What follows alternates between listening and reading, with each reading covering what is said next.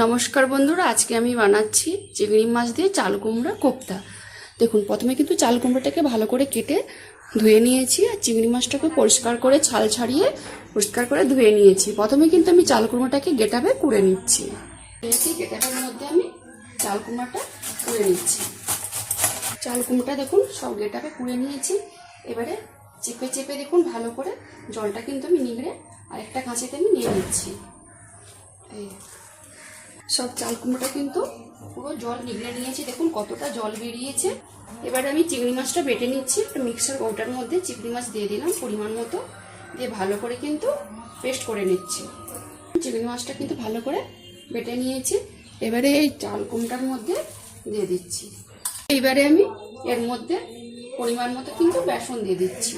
এবার আমি কিছু গুঁড়ো মশলা দিয়ে দিচ্ছি। অল্প একটু হলুদ গুঁড়ো, 1 চামচ মতো ঝাল লঙ্কার গুঁড়ো, সামান্য একটু গরম মশলা গুঁড়ো, 1 চামচ মতো কালো জিরে, অল্প একটু জিরে গুঁড়ো, পরিমাণ মতো নুন। এইবারে এটাকে আমি হাতে কিন্তু ভালো করে মেখে নিচ্ছি। ভালো করে মেখে নিয়েছি। এবারে কোপ্তার আকারে আমি ভেজে নিচ্ছি। জন্য দেখুন সরষের তেল ভালো করে গরম করে নিয়েছি। এবারে আমি কোপ্তার আকারে কিন্তু ভেজে নিচ্ছি।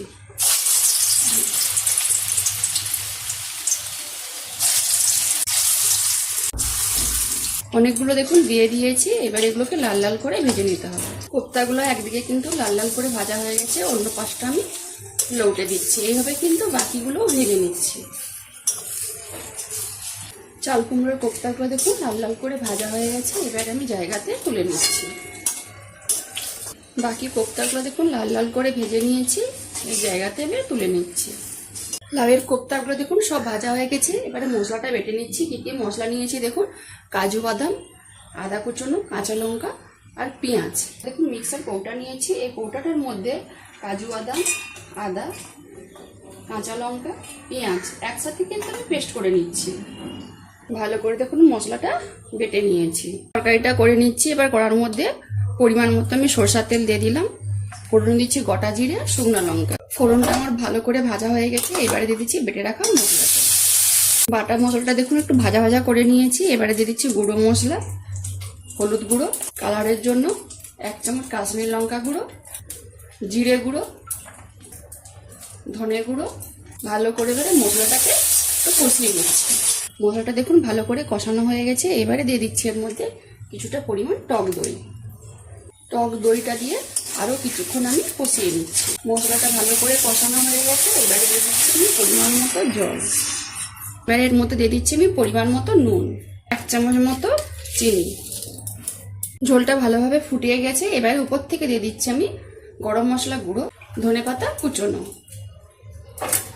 ভালো করে মিশিয়ে নিচ্ছি। ঝোলটার মধ্যে কিন্তু আমি চাল কুমড়ার কোপ্তাগুলো দিব না। চাল কুমড়ার কোপ্তাগুলো কিন্তু খুব নরম হয়। এই ভাজা কোপ্তাগুলোর উপরে কিন্তু আমি ঝোলটা ঢেলে দিচ্ছি। ভাজা কোপ্তাগুলোর উপরে ঝোলটা কিন্তু আমি দিয়ে দিচ্ছি। ঝোলটা কিন্তু ঢেলে দিয়েছি। আর উপর থেকে গার্নিশের জন্য অল্প একটু ধনেপাতা কুচনো ছড়িয়ে দিলাম। আর দিচ্ছি সামান্য একটু উপর থেকে একটু ঘি।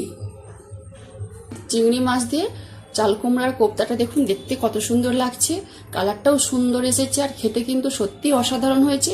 যদি বন্ধুরা রেসিপিটা ভালো লেগে থাকে তাহলে অবশ্যই একবার এইভাবে কিন্তু চিংড়ি মাছ দিয়ে চাল কুমড়ার কোপ্তা বানিয়ে খান। যদি রেসিপিটা ভালো লেগে থাকে তাহলে অবশ্যই আমাকে বন্ধুরা কমেন্টে জানাবেন। যেসব বন্ধুরা আমার রান্নার ভিডিও দেখতে পছন্দ করেন তারা ফেসবুক থেকে আমার রান্নার ভিডিওর প্রোফাইলটাকে লাইক কমেন্ট বন্ধুদের মাঝখানে শেয়ার করে পাশে থাকবেন। যারা ইউটিউব চ্যানেল থেকে দেখছেন তারা সাবস্ক্রাইব করে পাশের ঘন্টাকে ক্লিক করবেন। সবাই ভালো থাকুন, সুস্থ থাকুন আর সাবধানে থাকুন।